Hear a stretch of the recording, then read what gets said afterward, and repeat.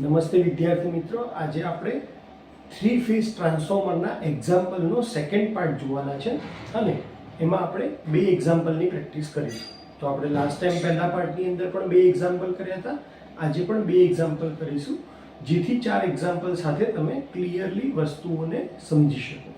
તો આપણે એક એક્ઝામ્પલથી સ્ટાર્ટ કરીએ છીએ જેમાં લખ્યું છે કે primary winding of three phase transformer is connected in delta.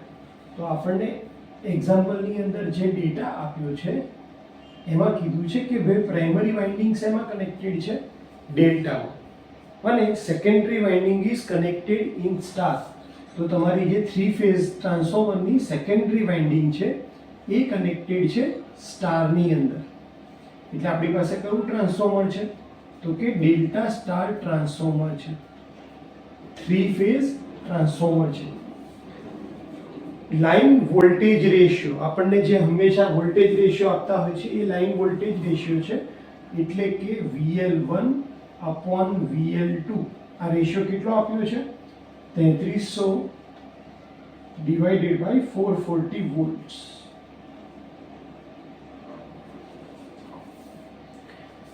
Primary of transformer is connected to 3300 volt and transformer deliver power to delta connected motor. એટલે કે આપણે હવેનો ડાયાગ્રામ ડ્રો કરી લઈએ તો આ તમારું ડેલ્ટા કનેક્શન છે પ્રાઇમરીમાં, જ્યાંથી સપ્લાય આવે છે, અને અહીંયા તમારું સ્ટાર કનેક્શન છે સેકન્ડરીમાં. અને સ્ટાર કનેક્ટેડ સાથે શું જોઈન કર્યું છે? તો કે તમે એક મોટર જોઈન કરી છે, અને આ મોટર કેવી છે? તો કે ડેલ્ટા કનેક્ટેડ મોટર છે. The line current of motor, એટલે કે મોટરનો જે લાઇન કરંટ છે, લાઇન કરંટ કોને કહેશું આપણે? મોટરનો જે લાઇન કરંટ છે એની વેલ્યુ આપણને આપી છે 75 એમ્પિયર, 75 એમ્પિયર. અને આપણે શું શોધવાનું છે? તો કે લાઇન અને ફેઝ વોલ્ટેજ, લાઇન અને ફેઝ કરંટ અને લાઇન અને ફેઝ વોલ્ટેજ. તો બધા ફેઝ વોલ્ટેજ પ્રાઇમરી અને સેકન્ડરીના આપણે શોધવાના છે. તો સૌથી પહેલું શું કરશું? આપણને VL1 અને VL2 ઓલરેડી ખબર જ છે. સૌથી પહેલા આપણે સ્ટાર્ટ કરીએ પ્રાઇમરીના ફેઝ વોલ્ટેજ શોધવાથી. તો પ્રાઇમરી ડેલ્ટા કનેક્ટેડ છે, અને ડેલ્ટા કનેક્શનની અંદર શું છે? અહીંયા આપણે લખી દઈએ કે ડેલ્ટામાં V ફેઝ પ્રાઇમરી વાઇન્ડિંગની વાત છે, એટલે કે 1. તો V phase 1 equal two VL1. ફેઝની વેલ્યુ અને લાઇનની વેલ્યુ હંમેશા કેવી હોય છે? સરખી. એટલે કે આપણો પહેલો આન્સર જે આવશે V ફેઝ 1 કેટલા આવશે? 3300 વોલ્ટ જ આવશે. સેમ વે સેકન્ડ કેસમાં, જ્યાં સેકન્ડરીમાં આપણો લાઇન વોલ્ટેજ કેટલો છે? 440. પણ સેકન્ડરી કેવી કનેક્ટેડ છે? સ્ટાર. તો સ્ટારની અંદર શું આવે છે? તો સ્ટાર કનેક્શનમાં હંમેશા V ફેઝ, અહીંયા હું 2 લખીશ કારણ કે આપણે સેકન્ડરીની વાત કરીએ છીએ. તો V phase 2 equal to VL2 divided by √3. VL2 ની વેલ્યુ જે આવે છે એ આપણી છે 440 વોલ્ટ, અને 440 ડિવાઇડેડ બાય તમે √3 કરશો તો V ફેઝ 2 ની વેલ્યુ જે આવશે એ આવશે 254 વોલ્ટ્સ. તો આપણી પાસે પહેલા બે આન્સર મળી ગયા. અહીંયા પણ આપણે વોલ્ટ્સ લખી દઈએ તો કન્ફ્યુઝન નહીં રહે. ઓકે, હવે આપણે શું શોધવાનું છે? લાઇન અને ફેઝ કરંટ. તો આપણને ખ્યાલ છે કે લોડ જે છે મોટર, એનો લાઇન કરંટ કેટલો છે? 75. એ આવે છે ક્યાંથી? અહીંયા સ્ટાર કનેક્શનમાંથી જ આવે છે, સેકન્ડરીમાંથી આવે છે જે સ્ટાર કનેક્ટેડ છે. એટલે હું આવું લખી શકું કે ભાઈ IL2 ની વેલ્યુ કેટલી છે? તો કે 75 એમ્પિયર. સેકન્ડરી સ્ટાર કનેક્ટેડ છે, અને સ્ટાર કનેક્શનમાં IL2 ઇક્વલ ટુ શું થઈ જશે? I phase 2. એટલે કે IL2 equal to I phase 2 equal two કેટલા એમ્પિયર થઈ જશે? 75 એમ્પિયર. આપણને સેકન્ડરીનો ફેઝ કરંટ પણ મળી ગયો છે. હવે આપણે શું લગાડશું? તો થ્રી ફેઝ ટ્રાન્સફોર્મરની ફોર્મ્યુલા જે આપણે પહેલા પાર્ટમાં જોઈ હતી શું હતી? હવે આપણે શોધવાનું છે ફેઝ કરંટ અને લાઇન કરંટ કોનો પ્રાઇમરી એટલે કે ડેલ્ટા કનેક્શનનો. આપણને ખ્યાલ છે કે ભાઈ V phase 2 divided by V phase 1 equal to થશે I phase 1 divided by I phase 2. કારણ કે ટ્રાન્સફોર્મરમાં વોલ્ટેજ અને કરંટ એકબીજાને ઇન્વર્સલી પ્રોપોર્શનલ હોય છે. તો મારે ઇન્ટરેસ્ટ શેમાં છે આઈ ફેઝ 1, કારણ કે બાકીની ત્રણ વેલ્યુ તો મને ખબર જ છે. તો આઈ ફેઝ 1 ની વેલ્યુ કેટલી થશે? તો વી ફેઝ 2 બાય વી ફેઝ 1 એટલે કે વી ફેઝ 2 ની વેલ્યુ છે 254. વી ફેઝ 1 એટલે કે 3300 વોલ્ટ અને મલ્ટીપ્લાય બાય આઈ ફેઝ 2 આની સાથે મલ્ટીપ્લાય થશે. આઈ ફેઝ 2 ની વેલ્યુ છે 75 એમ્પિયર. તો આના ઉપરથી મને મળી જશે આઈ ફેઝ 1 ની વેલ્યુ. પ્રાઇમરી ફેઝ કરંટ કેટલો થશે? તો પ્રાઇમરી ફેઝ કરંટ થશે 254 ડિવાઇડેડ બાય 3300 અને મલ્ટીપ્લાય બાય થશે 75 એટલે કે 5.8 એમ્પિયર આન્સર આવે. 5.8 એમ્પિયર. આ કયો કરંટ થયો? આપણો ફેઝ કરંટ. હવે આપણને શેમાં ઇન્ટરેસ્ટ છે? લાઇન કરંટમાં. લાઇન કરંટ શોધવું હોય તો આપણને એ ખબર હોવી જોઈએ કે કનેક્શન સ્ટાર છે કે ડેલ્ટા. તો ડેલ્ટા કનેક્શનની અંદરમાં જો મારે ફેઝ કરંટમાં ઇન્ટરેસ્ટ હોય અને લાઇન કરંટ બંને વચ્ચે રિલેશનશિપ કેવું છે? તો કે I line equal to √3 times I phase 1. IL1 શોધવો છે તો √3 મલ્ટીપ્લાય બાય આઈ ફેઝ કેટલા છે? 5.8. તો અહીંયાથી તમને શું મળી જશે? લાઇન કરંટ 1 એમ્પિયરમાં એટલે 5.8 મલ્ટીપ્લાય બાય આપણે કરીએ √3 તો આન્સર આવશે 10 એમ્પિયર. એટલે જો તમને આ પ્રકારનો ડેટા આપ્યો હોય જ્યાં તમારું કનેક્શન સ્ટાર ડેલ્ટાનું હોય તો તમારે આ રીતે એક ફિગર ડ્રો કરવાની રહેશે. એના ઉપરથી તમે ફેઝની વેલ્યુ સ્ટાર અને ડેલ્ટામાં તમને મેઇન રિલેશન ખબર હોવી જોઈએ કે ડેલ્ટામાં રિલેશન શું છે. તો ડેલ્ટાની અંદર VL અને V ફેઝ સરખા છે અને I ફેઝની વેલ્યુ કેટલી છે? તો કે line current divided by √3. Star કનેક્શનમાં શું છે? તો કે IL અને I ફેઝની વેલ્યુ સરખી આવે અને V ફેઝની વેલ્યુ કેટલી આવશે? તો કે લાઇન વોલ્ટેજ ડિવાઇડેડ બાય √3. પ્રાઇમરીના જે કનેક્શન હશે એને આપણે નંબર આપશું 1, સેકન્ડરીના નંબર આપશું 2. તો આવી રીતે તમે આખો દાખલો આ સોલ્વ કરી શકો છો સ્ટેપ બાય સ્ટેપ. ઓકે, ચલો આપણે સેકન્ડ એક્ઝામ્પલ ગણશું. તો સેકન્ડ એક્ઝામ્પલનો ડેટા જોઈ લઈએ. The turn ratio of. હવે ટર્ન રેશિયો હોય એટલે તમારા દિમાગમાં પહેલું જ આવવું જોઈએ કે ટર્ન રેશિયો એટલે N1/N2. Turn ratio of star delta transformer એટલે કે જેની પ્રાઇમરી સ્ટાર છે અને જેની સેકન્ડરી ડેલ્ટા છે ઇઝ 1.44 to 1 એટલે કે ઉપર આવે છે 144, નીચે આવે છે 1. Primary winding is connected two 1100 volt એટલે કે તમારો જે લાઇન વોલ્ટેજ છે એ કેટલા વોલ્ટ આપ્યા છે? 1100 વોલ્ટ્સ આપ્યા છે. Secondary supplies load of. સેકન્ડરીનો લોડ આપણને આપ્યો છે. લોડ કેટલો આપ્યો છે? તો કે 50 kVA અને કેટલા પાવર ફેક્ટર ઉપર? તો કે 0.8 પાવર ફેક્ટર ઉપર એટલે કે એનો cos phi આપ્યો છે આપણને 0.8 power factor lagging. Find line current, phase current, line voltage, phase voltage of primary and secondary winding. આપણે પ્રાઇમરી અને સેકન્ડરી વાઇન્ડિંગના બધા જ કરંટ અને વોલ્ટેજીસ શોધવાના છે.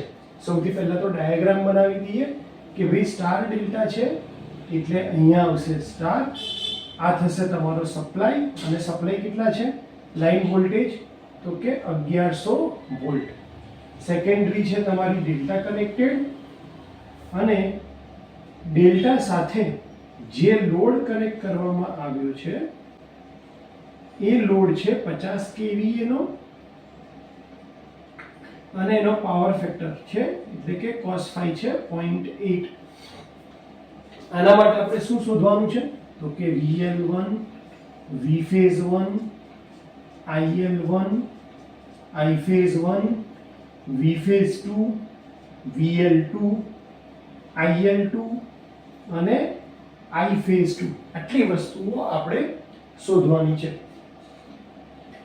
સૌથી પહેલા વાત કરીએ કે આપણને ટર્ન રેશિયો આપ્યો છે. હવે ટર્ન રેશિયો અને તમારો જે લાઈન વોલ્ટેજ છે, આ જો લાઈન વોલ્ટેજ ફેઝમાં હોય એટલે કે હું શું કહેવા માંગુ છું, તમારો જે ટર્ન રેશિયો છે N1/N2 એ આપણે લખી શકીએ V phase 1 divided by V phase 2.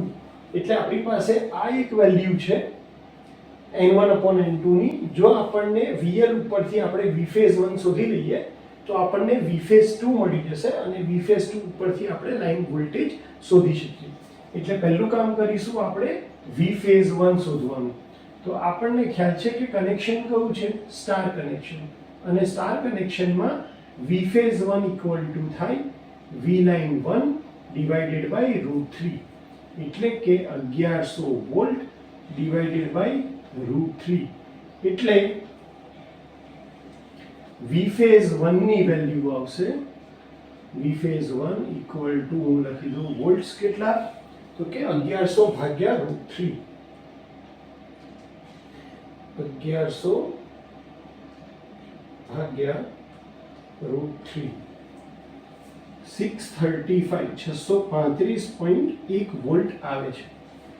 V phase 1 મળી ગયા આપણી પાસે. હવે VL1 મળી ગયો આપણને તો કે યસ V phase 1 મળી ગયો. હા V phase 1 મળી ગયો. પછી આપણે શું શોધ્યું છે એટલે સર આ આવશે તમારું V phase 1 મળી ગયો. હવે આપણે V phase 2 શોધીશું. કઈ રીતે?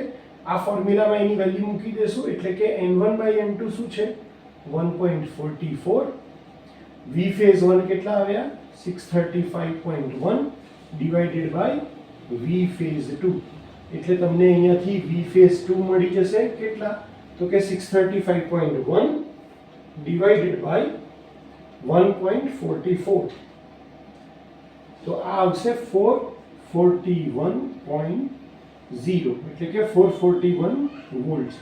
V phase મળી ગયા તો એના ઉપરથી તમને લાઈન વોલ્ટેજ આરામથી મળી જશે. એના માટે આપણે ખાલી જોવાનું કયું રિલેશનશિપ છે તો સેકન્ડરી છે ડેલ્ટા કનેક્ટેડ છે અને ડેલ્ટા કનેક્ટેડમાં VL2 ઇક્વલ ટુ શું થાય છે VL equal to V phase એટલે કે આપણને V phase ની વેલ્યુ પણ અહીંયાથી મળી જશે અને એ કેટલી છે 441.0 વોલ્ટ. તો V phase મળી ગયા, V લાઈન મળી ગયા બંને પ્રાઇમરી અને સેકન્ડરી માટે.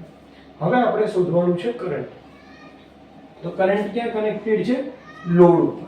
કેટલા kVA છે તો કે 50 kVA. એટલે આપણને અહીંયા જે મળશે એ શું મળવાનું છે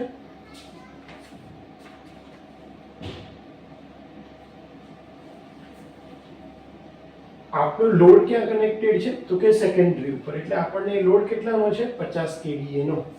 તો 50 kVA ઇક્વલ ટુ શું થશે તો કે kVA equal to √3 times VL IL. આપણે લોડ ક્યાં છે સેકન્ડરી ઉપર એટલે VL2 IL2 divided by 1000. kVA છે આપણા 50.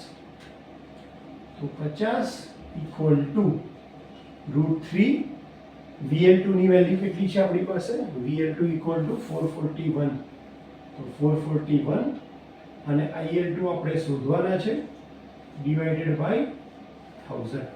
તો IL2 ની વેલ્યુ કેટલી આવશે તો કે IL2 equal to 50,000 divided by √3 into 441 એટલે કે 50,000 divided by √3